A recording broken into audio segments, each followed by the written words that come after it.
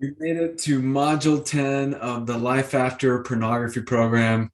I can't believe we're here at the last module. So, Brian joins me, and we're going to talk about all of the underlying processes that we've been working on throughout Life After Pornography, including acceptance, being present, working on diffusion from our thoughts and emotions, clarifying our values, engaging in committed action, and also being able to observe ourselves as the context instead of getting stuck with those thoughts and emotions and urges. And we're going to wrap this all up and talk about the LAP compass, which is that final tool to organize all these principles and help you continue to apply these strategies in your own life so you can be well on your way to your life after pornography. If you're like me, you know your mind can be your best or your worst friend.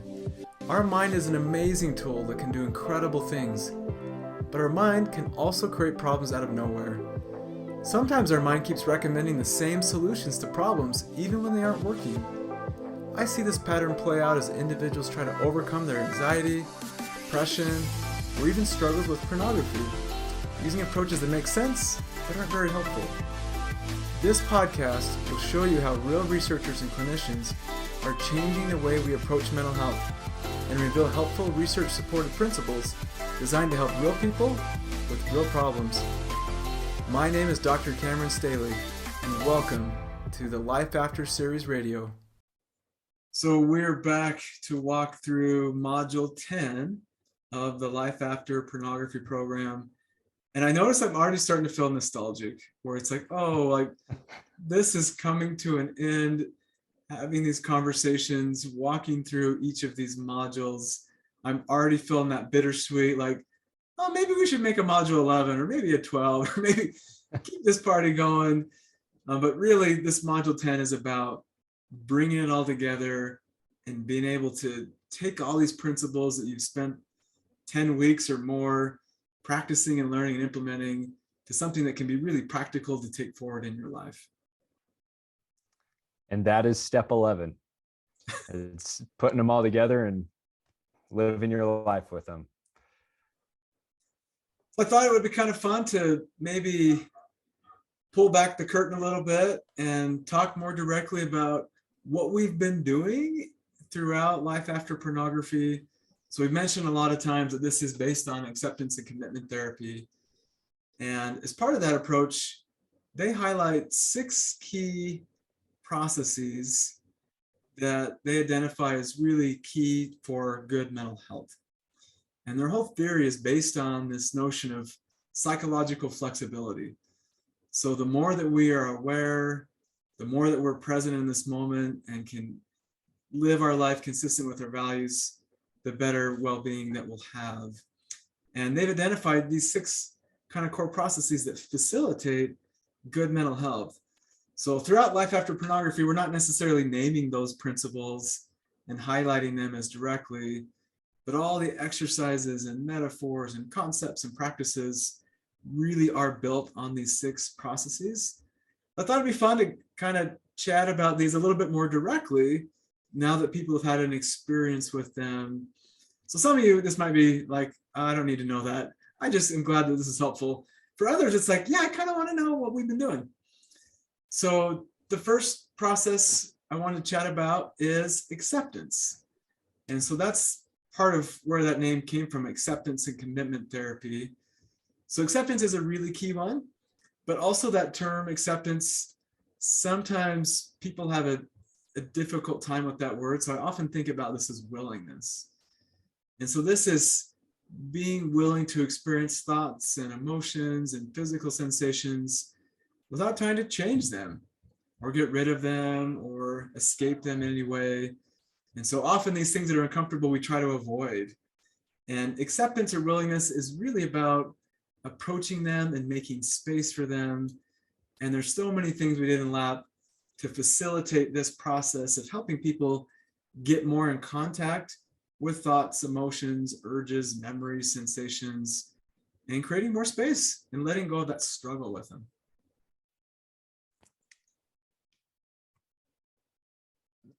It's hard to add on to that. I mean, with the definition that you mentioned, I do think willingness kind of ties in an element of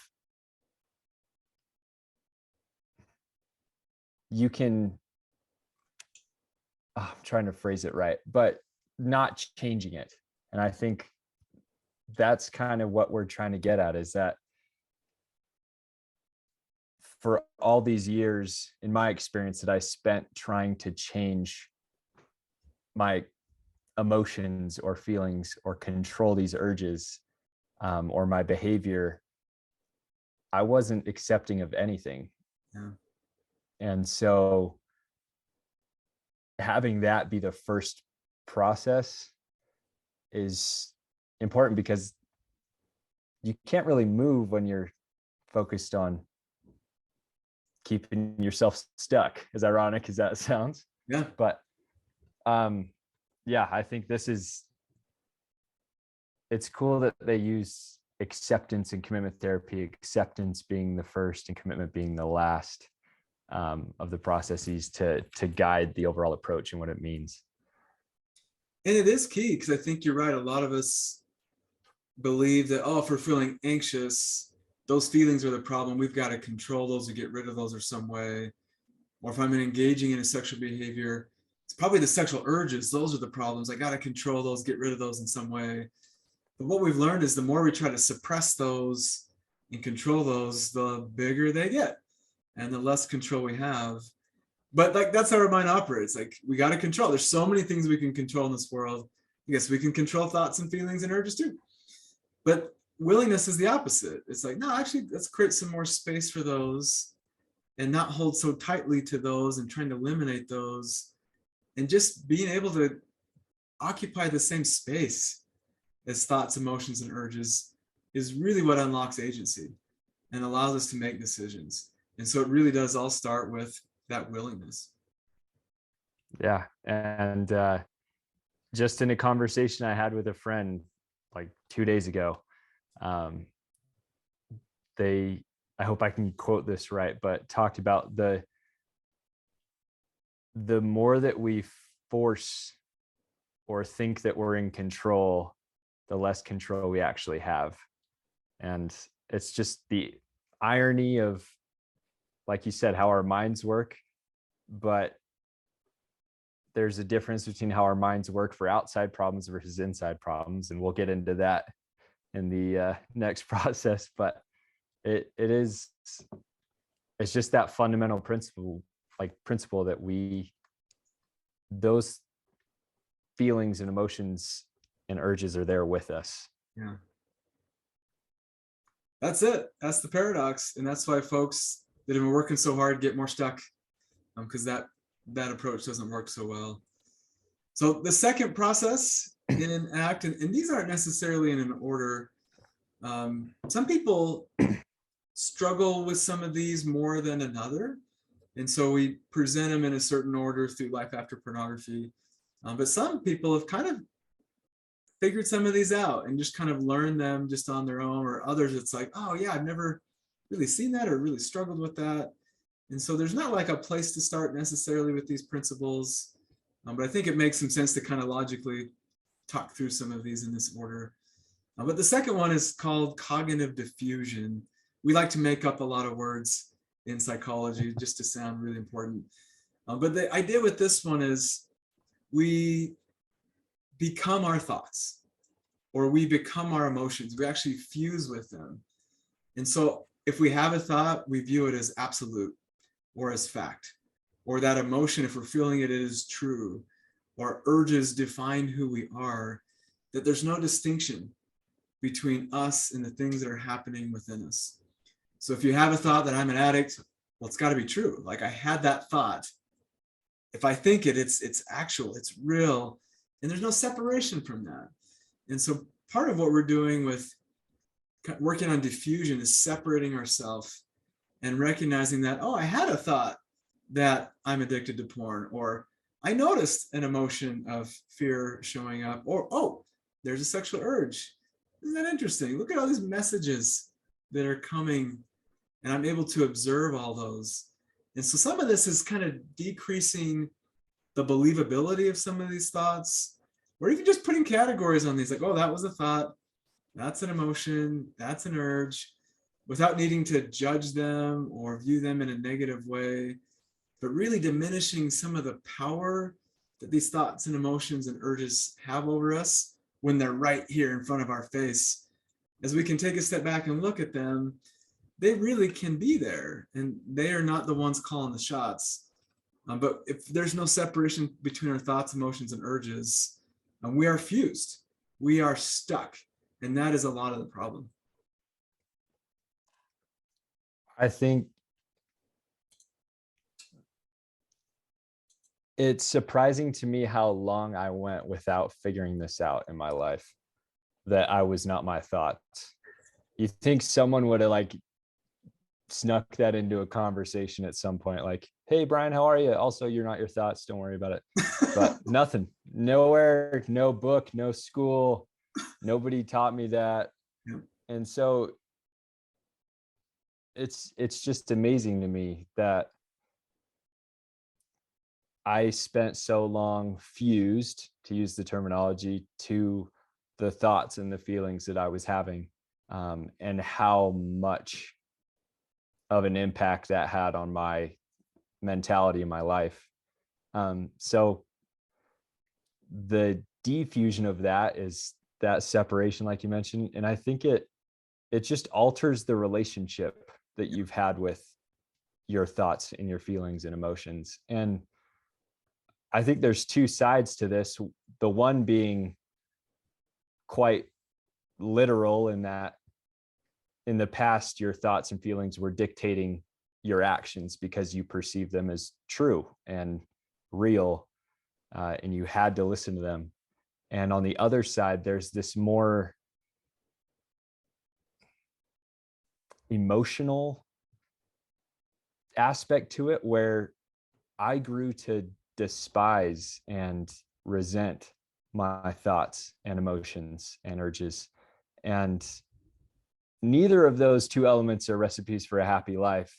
But I think that second one can really do some damage in terms of your self-esteem and how you perceive who you really are when you're in a cage match with yourself for decades. And so this one, I think, really allows space for you to exercise that agency, where you can define yourself and recognize and label those thoughts, like you said. And it's, yeah, I mean, these are all game changers, but this one specifically, I feel like,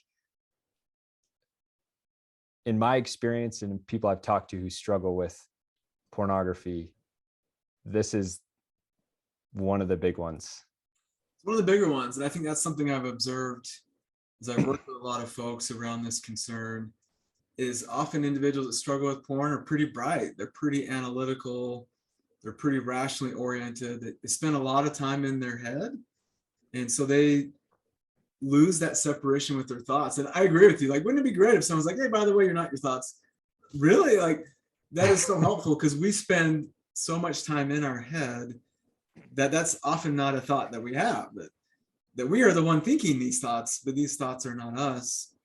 But then the struggle with it is the thing that is so problematic. And I got that image of like viewing thoughts and emotions and urges as if they're the weather, and the weather is changing. We don't have a lot of control of it.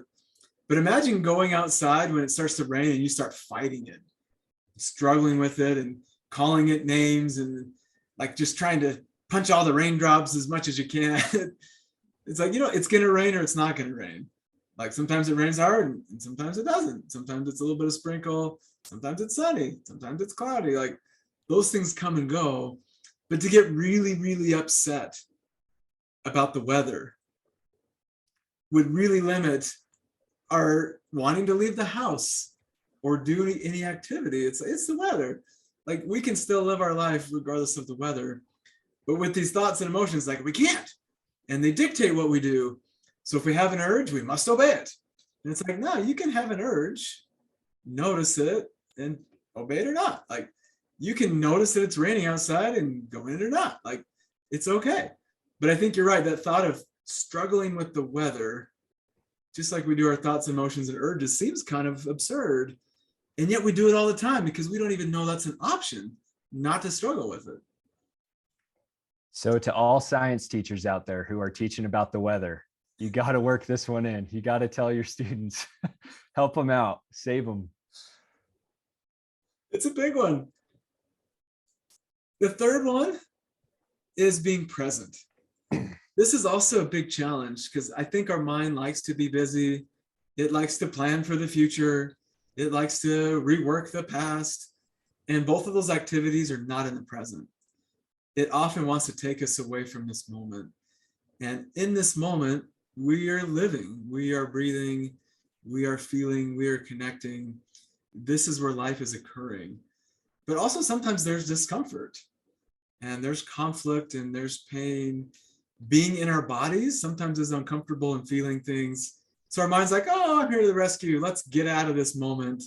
Let's lose touch with what is happening right here. But our existence really only occurs right here. So when we lose touch with this moment where we're at, we kind of lose sight of where we're going and what our options are. And we get caught into all these stories that we're trying to solve and rework and control. And none of those stories really exist in this moment. But in this moment is really where living is. And we probably don't spend a lot of time there. And that's one of the things with ACT and through this program, we are inviting people to be more mindful and more intentional and slow things down and observe yourself, observe your body, actually taste food, notice what breathing is like, to really slow down and be present. And as we do that, sometimes these thoughts become less sticky. And sometimes we're able to observe them a little bit more. And sometimes we can be more willing to have them. But it's when we're not present and just running through life, all that becomes more difficult. So each of these processes actually facilitate the other ones. They're all interconnected. And being present really does unlock each of these so much more. I agree. I mean, that's 100%. And I'm not sure how far we can take the weather analogy, but again, looking at my experience, for the long time that I wasn't present and was controlled by urges and thoughts and emotions, I was inside when it was raining, but I wasn't present enough to slow down and realize that I was inside. I just ran outside and started punching the rain. Like, it really doesn't make sense. And I know you said the word absurd, and it's very accurate, but there's a grounding to it. Yeah. As you're present, you're grounded, and you're not up in your thoughts. You're very much in the moment. And mindfulness, I mean, is the secret sauce to accessing that. And it's not simply a one and done approach. It's very much a habit and a mentality that you are grounded and present, so that you can be separate from your thoughts and diffused. And so again, like you said, it's each of these individual aspects leading you or helping you access another one. But sometimes imbalances can create problems. And so it takes not only bolstering the one, but bolstering other ones that impact it and bringing everything up together. So Yep. It's kind of this beautiful, I mean, we'll go into the compass, but like a Venn diagram where everything overlaps. Yeah. But this one, yeah, I love all of these. Sorry. Yeah. And I like the word you said, that this being present is very grounding. And I think when we're not present, we get lost in this I'm an addict story. And so instead of thoughts and emotions and urges like the weather that comes and goes, this story convinces us that we are in a completely different climate. Like the apocalypse has come and everything is always on fire or always storming. And so we walk around outside, even though it's probably sunny and pretty nice, and there's people to chat with, and you can go take your dog on a walk. When we're not in contact with the present, it's like, no, this climate is terrible. It's always dark and always gloomy, and it's never enjoyable to be outside. And that is when we get lost in that story and we get fused with our mind. And sometimes being present, it's like, oh, actually, there isn't like a permanent climate shift. It's a pretty nice day today. And that exists in the present. And even when it's rainy, we can kind of enjoy that too in the present. But we get locked into this apocalyptic climate addiction zone, and we lose sight of what these emotions and these connections and what the world is really like. And it's quite delightful and sometimes quite uncomfortable and painful.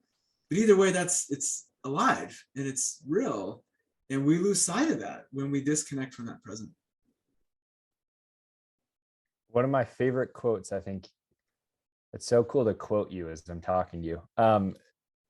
But you saying that your breath is your anchor to the present moment.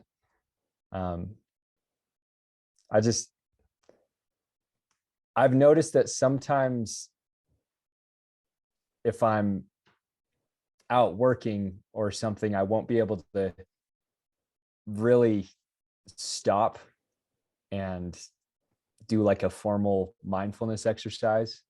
But I have noticed myself on many occasions just noticing my breath. Yeah. And I think that's kind of if there was like a little mindfulness hack, just being able to root yourself to your body and your experience, I think is powerful. And it's ironic now I'm looking outside and it's totally stormy and gloomy here, but I'm inside recording a podcast, fulfilling my values. This is act in action. Yep, it's quite wonderful. I think you're right. That is the mindfulness being present hack. It's breathing. That is our anchor. It's so simple. So the fourth process is got a couple names. I like to think about it as our observer self. Sometimes in the ACT world, they talk about as self as context. And this is where you are aware of your experience in general. So not just thoughts and emotions and urges, but recognizing that you are not your body, that you are not even all these roles you play in your life, from being a friend or a partner or a parent or a child, that you're not even these memories, that at one point in your life you were a little kid and now you're older, and sometimes you're sick, sometimes you're well. And I don't know the biology and all this, your wife probably does as a teacher, but like our cells die and reproduce, that we literally have a new complete body like every 8 years or so. I don't know the exact number. All these things are changing. And yet there's a part of us that's very continuous, that is able to observe our body throughout the years, healthy or well, all of these memories, thoughts and emotions, things we used to enjoy, things we don't enjoy anymore, new beliefs. All those things are kind of the content of our life, but we are the context. We are the space. We are the thing that is continuous. And regardless of all that content that's so changeable, we are whole, we are complete, and we are okay. And often we lose sight of that and get kind of pulled into these things that are changeable, and we struggle with those things. And we got to fix those to be whole and complete and healthy. And yet, as we step back, we aren't even those things. Like, those are things that are happening, but we are not them. Those are things that are meaningful and important, but we are separate from that. And so as we can reconnect with that part of us that's always been, that will always be, and can observe all these parts of our experience, we can get a sense of peace and continuity that can help us weather these storms. I think one of the coolest aspects of this is that as you, I don't want to say lose your observer self, but really zoom in and try and fix those problems, you're naturally going to be limited. Your scope is small and narrow and focused. But as you zoom out, it allows you for so much freedom. Yeah. And like you said, watching the weather go by, and you are not the weather, And it's a very freeing truth that we are not our titles, our labels, our thoughts, our emotions, our behaviors. It's it's honestly so nice, because if we were, we'd be in real trouble. You're right. And I think about, I didn't mention labels. I'm glad you brought that up. So that label of an addict, we affix that to ourselves, but really it's trying to describe things that are very changeable. Like sexual urges and behaviors are changeable, they come and they go. But to assign a permanent label to sexual urges that sometimes are present and sometimes aren't, it's like saying, well, because today's rainy, it'll be rainy till the end of time. It's like, no, actually, rain comes and goes. That addict term is putting something permanent on us, when really urges and behaviors are things that we do or things that are happening, but all those things are quite transient, and those are changing all of that time. But that label gets affixed to us, and it really pulls us into those things, and we become fused with those. And that's why identifying with those things, I'd be really careful with those, because those can really limit our ability to step back and observe the big picture. When we say we are an addict, it's like, wow, we have now become this thing that isn't even all of the time. It's like some of the time. And we lose sight of who we are. And those labels can be so limiting. Yeah, I just that label concept took me, I mean, there's a lot of different ways you could take that, but I mean, specifically in the addict realm, it talk about a hopeless focus. I mean, where your sunny days are just over. And I think that's so disheartening Yeah. and sad. And so, yeah, being able to define yourself as yourself separate of those labels is not only powerful for how you feel about yourself, but also you're not limited anymore, and you Yeah. can take actions against what those labels would have you do. Yeah. That's it. And that's kind of the purpose of those four processes we've identified, is they really are there to kind of loosen us up, get out of these mental ruts, start to notice these rules that we have, get in more contact with the moment. But those are kind of the stretches. Those are to help us be more flexible. And they're ultimately there to unlock these last two processes that really are the key things. And that first one we'll chat about is values. And so values are directions we choose in our life that guide our behavior. They're things that we never achieve, but they're things that give us purpose. These are the things that really matter. And all those other processes are really designed to help us live more consistent with our values.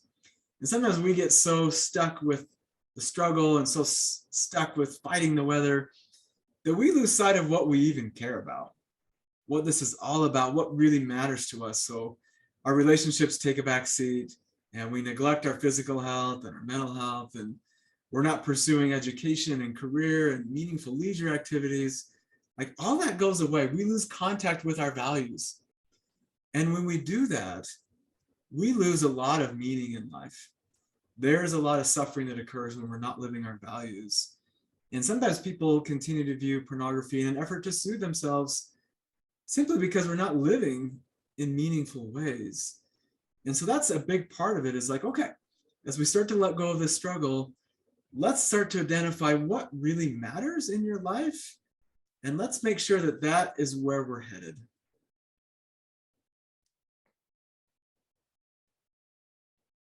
So many thoughts. I I sometimes I love language. Sometimes it can be very problematic, but hearing some of the phrases you used, lose sight of, lose contact with, I think those are very intentionally ambiguous, that we can lose sight of our values when we're so narrowly zoomed in and focused on our struggle. And so those first four processes, help you to zoom out and create space for you to then choose values over controlling things you can't control, punch in the rain, right? And so it's just, you've been working these 4 processes in the Life After Pornography program. You've been mindful in all the modules, and you've been really stretching, and now you're ready to move forward. And it's beautiful that it's designed that way, because I mean, we can go into this, but if you were to just give someone the actions at the beginning when they're not stretched, they're going to get injured. And that's obviously a physical metaphor, but I think it also applies here, that if you're not open about your experience, you can complicate things if you're creating more uncomfortable thoughts and emotions and urges. I think that's a good point, because often people are doing things that are quite healthy, but doing it with an intention where the activity isn't that healthy. It's like, I think exercise is quite healthy, but if you're doing it to control urges, it's probably, the exercise is probably not going to be that enjoyable, and it's not going to be that effective for controlling those urges. Or some people use a lot of religious things where it's like, I'm going to church, I'm praying, reading scriptures, I'm being devout and worshiping to eliminate urges. It's like, we're doing all these really wonderful things for the purpose of trying to control something that doesn't even need to be controlled. And then we're not able to control it, and we don't get the benefit of like all these wonderful religious kind of rituals and worship. And so as we're more flexible, we can exercise, to enjoy what it's like to have a body and to move and to feel fit. And we can attend church to connect with God and our faith community and live these principles that are so meaningful to us. And we can interact with people because our relationships matter, instead of needing an accountability buddy to help us control urges again. And so I think the more those processes are in place, the more we can actually do things, because those things in and of themselves have meaning and purpose and fulfill our life, instead of doing all those things to hopefully we won't have an urge that day. So it's really doing these things with a purpose, and that is values. You're running towards something instead of running away from something. And there is a very stark difference. Yep. That's it. So the sixth principle is right in line with values, and it's committed action. So that's the commitment part of acceptance and commitment therapy, is now that you kind of know what matters in your life, go do it, and do it a lot, and do it frequently, and do it again, even when these uncomfortable thoughts and emotions and feelings show up. And I guarantee they will, especially when you're pursuing your values. Things that really matter, we start to feel more anxious about, and we care about them a lot more. And there's a lot at risk. And so those things show up. So committed action is keep living your values, even when it gets tough. And we got to stay present and connected with that moment. And we need to still be clear on what really matters. And we got to keep doing those things. We got to keep nurturing our relationships, even when there's conflict, even when our feelings get hurt. We got to keep promoting physical health, even when our joints are a little achy and it's 5:30 in the morning. We don't want to exercise that day. It's still getting up, doing these things that matter, step by step. Committed action is how we live our life consistent with those values. I thought of an experience that I think I shared on an earlier podcast, and it might not have even been a module walkthrough, but I remember I had gone through the program and felt great and wasn't even focused on avoiding pornography, but I forgot if I was speaking to a group of people or what value I was engaged in, but it stressed me the heck out. And I chose to watch naked people having sex. And I remember it was like a sunny day met a blizzard. And I was like, what is going on? Like, how is this possible? Like, I just went through the program. Pornography should be gone, right? And I don't think I was fully prepared for how many negative emotions come from living your values, Yeah. or how many uncomfortable emotions come from living your values. And so it was just an enlightening experience for me to think, really ground myself again and say, okay, what have I learned in this?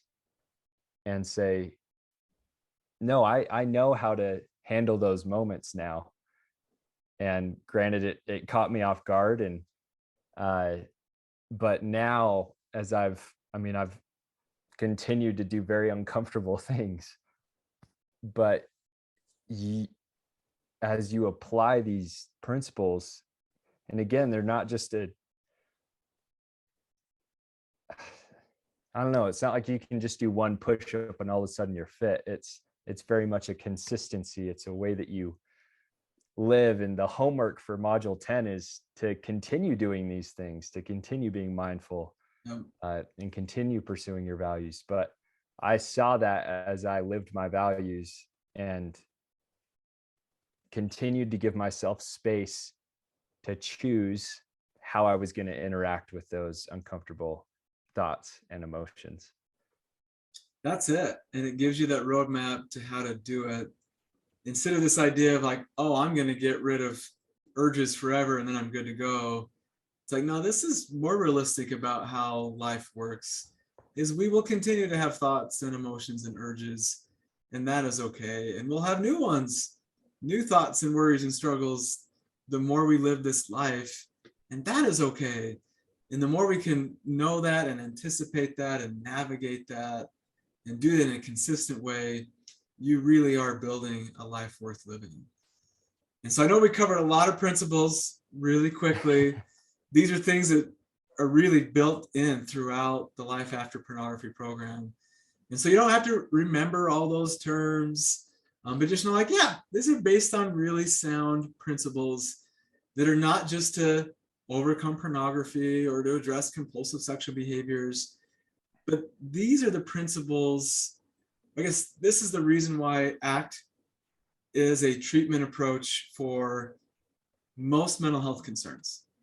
And why there's over 800 randomized clinical trials on ACT, and why this works for depression and anxiety and trauma and substance use and compulsive behaviors and even seizure disorder and chronic pain, because all these processes are human, they're universal.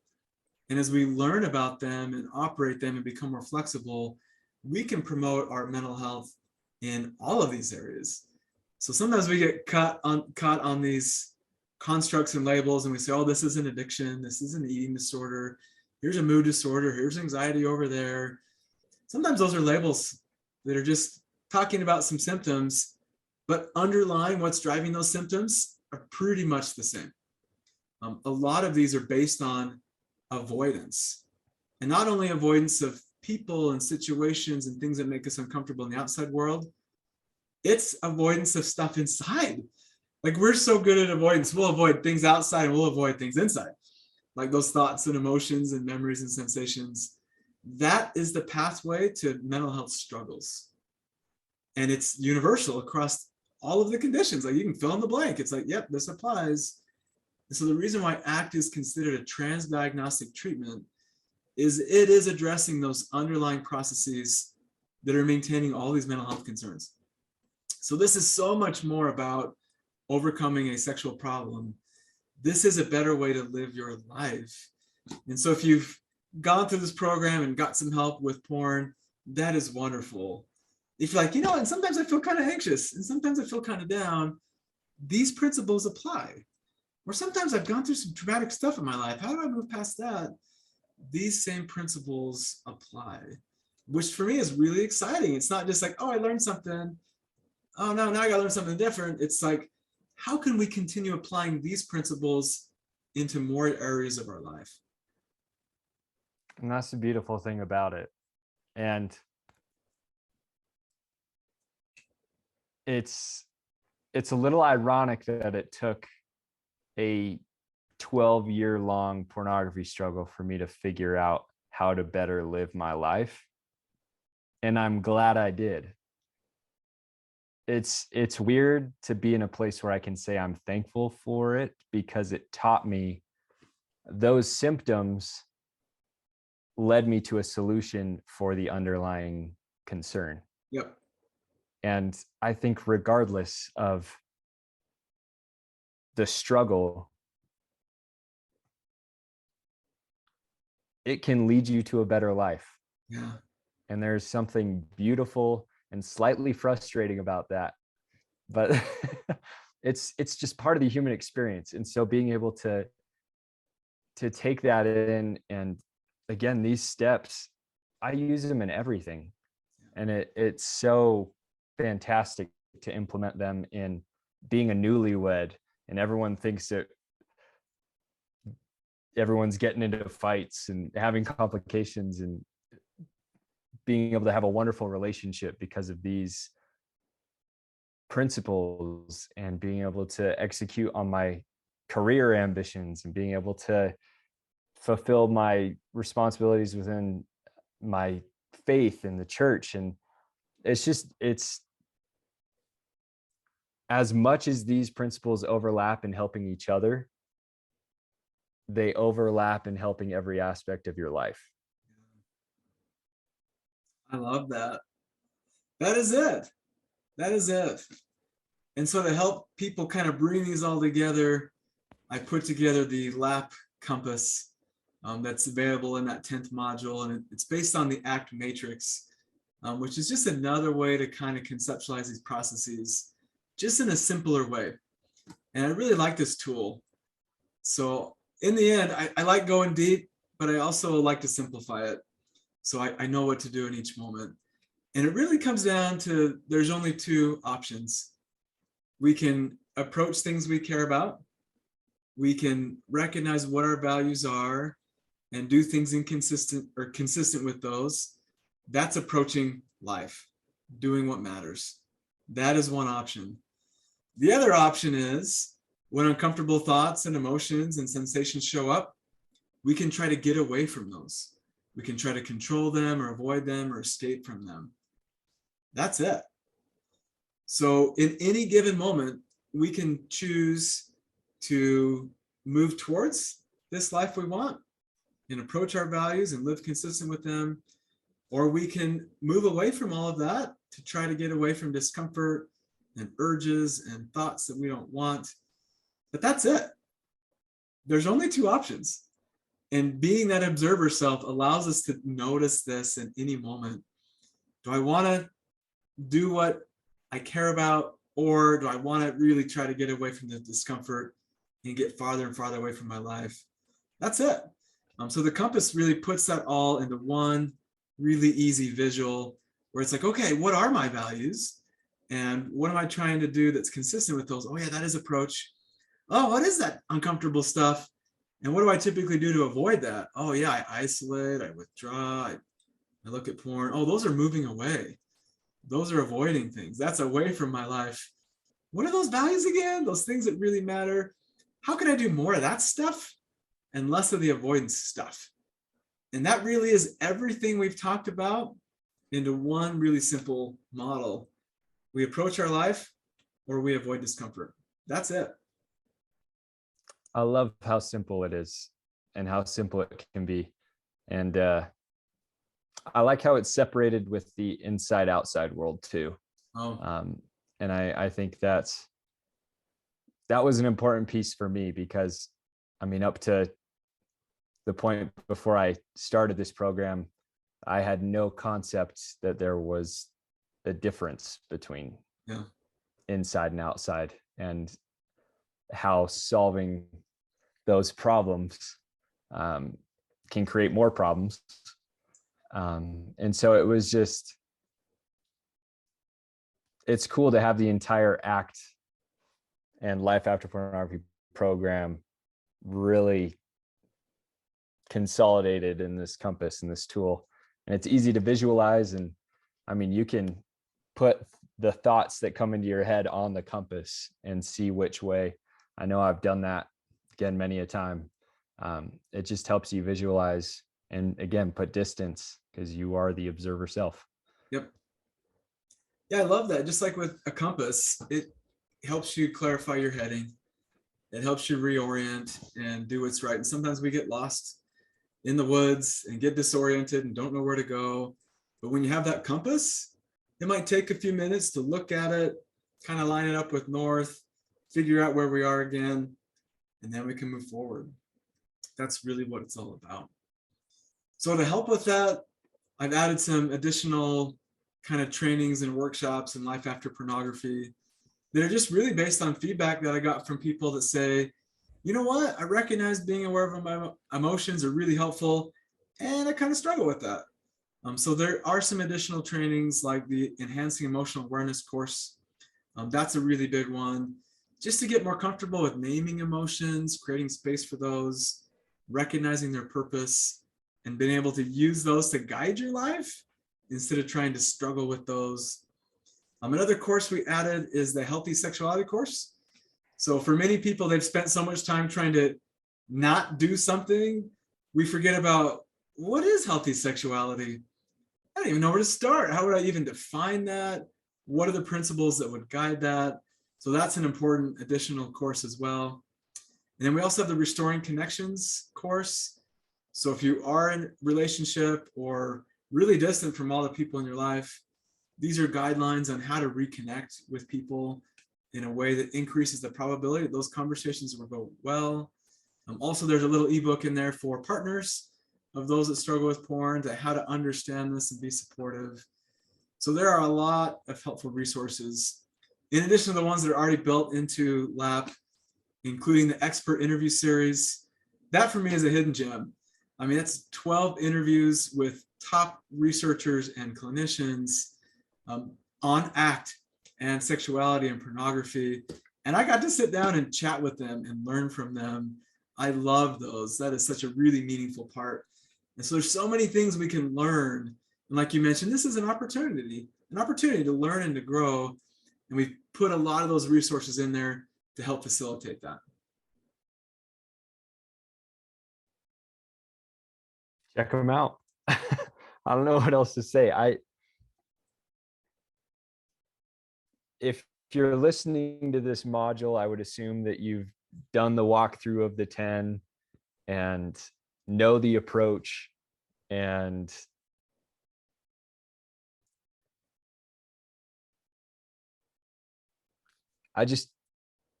there's nothing more I hope for than everyone to find that observer self and then find their values and go after them.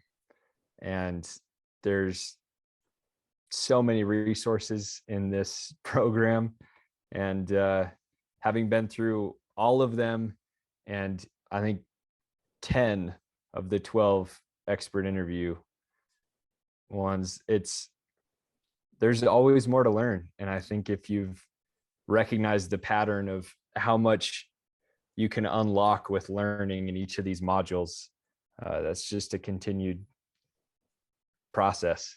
Yeah. And so it doesn't stop with module 10. Nope. It keeps going. It doesn't.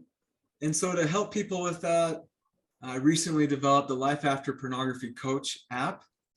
And I love the LAP Compass so much, that matrix, that I designed the whole app around that compass.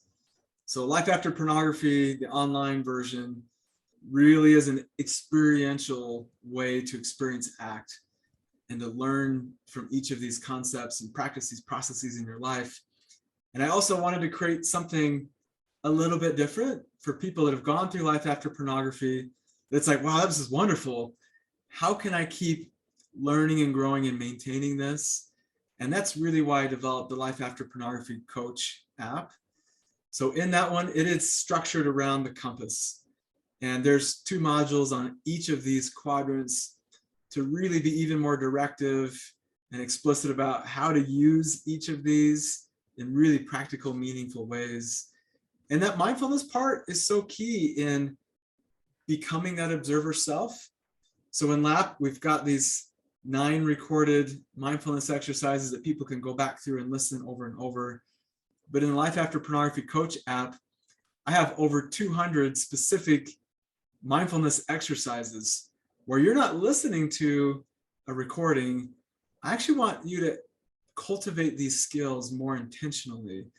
And so sometimes people, when they think about mindfulness, it's so abstract. It's like, I don't really know what that is and how to start. So I break mindfulness down into 3 what skills and 3 how skills, and then put over 200 ways to practice each of these components so you can really improve your ability to notice those thoughts and urges and emotions and to really get back to that observer self to live your life. So I think that app will be a wonderful introduction to app concepts for a lot of people, but also as a way to continue to practice and maintain the things that you've learned through the Life After Pornography program. And I still use a lot of the mindfulness exercises. So it is there to be utilized. And again, it's something that you can like continue to get better at. Yeah. And I think that's a cool part. It's not just you reach a point where you're like, oh, I'm mindful. It's you can continue to learn different situations and ways to execute mindfulness and practice it and get in touch with your body. And it's so, I like that. Yeah. I like the continued progression. I think that is important because I hear a lot of people say, oh, I'm not good at being present. I'm not good at knowing where I want to go in my life, or I'm not good at being mindful. It's all these things we've talked about that they are skills. They are skills that we can acquire. And the more we practice them, the better we get at those. And there's not really an endpoint. But I've worked with a lot of folks, a lot of colleagues that have been practicing mindfulness for decades, and they continue to learn and improve that skill. There's not an endpoint where it's like, oh, I'm now aware of my emotions. I have arrived. I've named everyone. It's like, no, like this is an ongoing dynamic process. And so I hope people see that as something that's exciting instead of like, really, I'm not done. But it's just like breathing and eating. It's something we have to do continuously. We'll have those urges to breathe. We'll have those hunger cues. There's things we need to do to satisfy those. That is living. And these principles are a way to do that. And also, one of my favorite resources that I started offering just the last few months is counseling and coaching services. And what I've really enjoyed is I've been offering these services to people who have gone through the Life After Pornography program or the Life After Pornography Coach app, or who have been listening to our podcasts or gone through the ebook training series. So if you're someone where it's like, I really enjoy these concepts and I'm applying them, I'm liking them, they're working, but sometimes I still get stuck, or I don't really know how to navigate this, or this one doesn't make a lot of sense to me. I'm able to work with you one-on-one to help you apply these principles in your life, in your circumstances, in your situation. And what I think is exciting about this is that doesn't take months of work or years of intensive treatment. It doesn't. Coaching is intended to be short-term because these principles do work. And so often I work with folks for 1 appointment or 2 to 3 appointments, or maybe up to 5 appointments. I feel like that's kind of all we need to be able to get the direction that we need to get unstuck, to figure out how to better apply these, and then go practice. Go do these in your life. Come back if you get stuck again. I really am at the belief that people are not broken. People are not disordered. People are not doomed or addicted. We just get stuck. That's it. And act is like this nice little crowbar or a little bit of WD-40 where it's like, it kind of loosens it up, gets us unstuck. We live our life. And then sometimes we kind of get stuck again. And we can use these principles to get unstuck. So we can get stuck at any time, but we can also get unstuck in a few minutes. And so some of these things that feel like they're so chronic and so permanent, that's really a story that is taking us from this moment, taking us from who we really are. And that's what I really enjoy doing this coaching and counseling, is helping people see that they are not these problems, but really we're just stuck. So if you need that additional one-on-one support, please reach out to me. And the other exciting news is Brian is also helping people, coaching them through this process as well. And I can't tell you how unique of an experience it is to articulate to people and talk with them about how there is a way to get unstuck from something that I spent so long stuck in.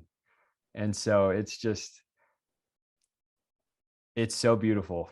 I don't know if there's a better word to describe it, but again, it's an out of body experience for me, observer self. But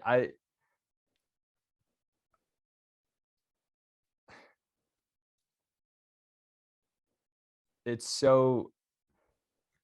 amazing to connect with people on that level, and help walk them through this process. And again, in my continued education and progression with this, it was in my values to learn more about ACT and how I could help people better understand these principles and ways to talk through them. And so being able to help others is a huge privilege. And yeah, I remember early on meeting with you, and I mean, this was a year ago, and you mentioned that you hoped pornography wouldn't even be a struggle in the future. And I think that's one of my values too, is that there are people who are stuck and we're going to help them, and also provide more education so we can avoid getting stuck. And so I think there's a unique aspect to coaching where we can not only provide situational advice or help with getting unstuck, but even future advice for preventing getting stuck again. And that's been a really awesome part of that experience too. And that's something that we're committed to. And so we're going to keep living that value to really try to change some of these unworkable ideas around sexual health and pornography and addiction, to really educate and help people develop these skills to successfully navigate their mind and their sexuality and their emotions. And it's so workable. This is kind of how life is. And it is a privilege to work with people in these moments. And I look forward to keep doing this for a really, really long time. Not only with pornography concerns, but other types of things that we get stuck with in life. That's just part of living. As we move around and learn new things, we get stuck. I get stuck and practice these principles in my own life to get unstuck. And I find that the more I do that consistently, I spend less time stuck and more time pursuing things that really matter. That's ACT. That's the purpose of the program. That's it. To help get your life back. Well, that's module 10. We have walked through each of the modules. I hope this has been helpful for each of you that are thinking about going through LAP or have gone through it or are currently going through that, to provide you a little bit more support, a little bit more insight, and I hope a lot more hope that these principles can work. And if you get stuck, it's okay. Don't be like, oh, this doesn't work for me and it works for everybody else. Oh no. There are additional resources that we want to offer you to help you on your journey to a life after pornography. Hey, thanks for listening. Please remember to rate and subscribe. I know you might be facing some issues in your life or know someone who is. Issues like anxiety, challenges in dealing with emotions, or other compulsive behaviors like unwanted pornography. And I know it's tough to talk to people about problems, difficult to stare those obstacles down that we face in life and to really know how to deal with them. It's hard to know what to say and when to say it. And then when that moment you finally reach out to family and friends happens, sometimes it falls flat. I haven't found many programs teaching effective strategies like mindfulness, how to improve relationships, and ways to address unwanted pornography viewing through research-supported principles. So whether you simply want to help with a problem like unwanted pornography, difficulty responding to emotions, or just want to understand the world of someone struggling with porn a little better, head over to LifeAfterPornography.com and get in on the next training. There you'll learn the exact same strategies individuals addicted to pornography used to transform their lives by implementing principles from evidence-based treatment shown effective in research for reducing unwanted pornography viewing. You'll learn the secrets, the myths, the enemies to recovery, and the LAP framework for dealing with unwanted porn viewing that we call WAVE. If that's something that interests you, click the link in the description or just head over to lifeafterpornography.com. I'm Dr. Cameron Staley. See you on the inside.